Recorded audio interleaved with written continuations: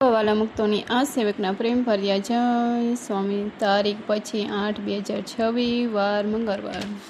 વૈષ્ણવ ગઢડા પ્રથમનું ગઢડા મધ્યનું 23મું. સ્વામિનારાયણ હરે સંવત 1878ના જેઠ સુદ એકાદશીને દિવસ સ્વામી શ્રી સહેજાનંદ મહારાજ શ્રી ગઢડામાંથી દાદા ખાચરના દરબારમાં શ્રી વાસુદેવ નારાયણના મંદિર આગળ બિરાજમાન છે ને મસ્તક ઉપર ધોરી ભાગ બાંધી છે ને ધોરો ખેસ પહેર્યો છે, ધોરી ચાદર ઓઢી છે ને પોતાના મુખારવિંદની આગળ મુનિ તથા દેશ દેશના હરિભક્તની સભા ભરીને બેઠી છે.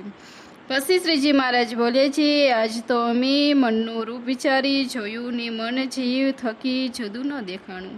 મન તો જીવની જ કોઈક કિરણ છે, પણ જીવ થકી એ જુદું નથી અને મનનું રૂપ તો એવું દેખાણું છે જેમ ઉનાળામાં લુક હોય તથા જેમ શિયાળામાં હિમ હોય તેવું મનનું રૂપ દેખાણું.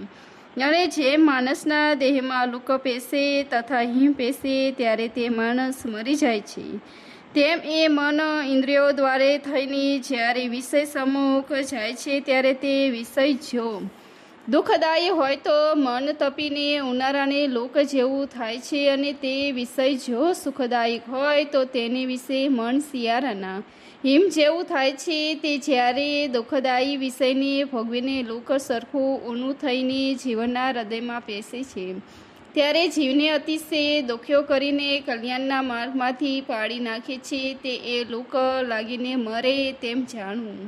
અને જ્યારે એ મન સુખદાયી વિષયમાં સુખને ભોગવે ત્યારે ઢાઢું હિમ સરખું થઈને જીવના હૃદયમાં પેશે છે અને જીવના સુખ્યા કરીને કલ્યાણના માર્ગથી પાડી નાખે છે. એ તો હિમારાનો વા આવે ને મરે તેમ જાણવું. માટે જેનું મન ભૂંડા વિષયને દેખીને તપે પણ નહીં અને સારા વિષયને દેખીને ટાઢો પણ થાય નહીં, એવી રીતે જેનું મન અવિકારી રહેતું હોય તેને પરમ ભાગવત સંત જાણવા. અને એવું મન થવું એ કાંઈ થોડી વાત નથી.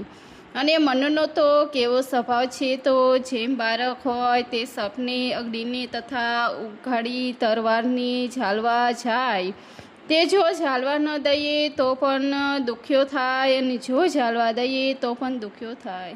તેમ જો મનને વિષય ભોગવામાં દેખીને તો મન દુખ્યું થાય અને જો ભોગવામાં દેખીએ તો પણ વિમુખ થઈને અતિશય દુખ્યું થાય. માટે જેનું મન ભગવાનને વિશે આસક્ત થયું છે તે વિષયને યોગ્ય કરીને ઢાઢું ઊનું થતું નથી. તેમાં સાધુને જાણવા. ઇતિ વૈષ્ણવ ગઢડા મધ્યનું 23મું થયું. આમાં કુપ્યા વાક્ય છે. તેમાં જેનું મન દુઃખદાયી વિષયમાં તપે નહીં અને સુખદાયી વિષયમાં ટાઢું ન થાય, એક અમારે વિશે જ આસક્તિ થાય, તે જ પરમ ભાગવત સંત છે, તેમ શ્રીજી મહારાજે કહ્યું. પહેલા પ્રશ્નમાં મનને જીતવું જુદું ન કહ્યું અને મનનો વિશ્વાસ ન કરવો એમ કહ્યું, તથા જીવનું મિત્ર છે તે એમ જોતા તો મન જીવથી જુદું થયું તે કેવી રીતે સમજવું?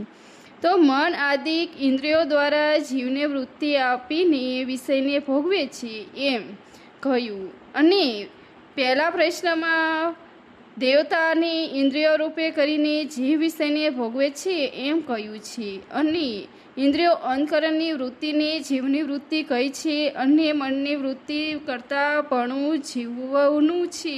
તેથી જીવની વૃત્તિને મનની એકાંતાને કરીને આ ઠેકાને મનને કિરણ કહેલી છે. આ વિડીયો આપણને પસંદ આવ્યો હોય તો લાઈક, શેર और સબસ્ક્રાઈબ. જય સ્વામિનારાયણ. થેન્ક્સ.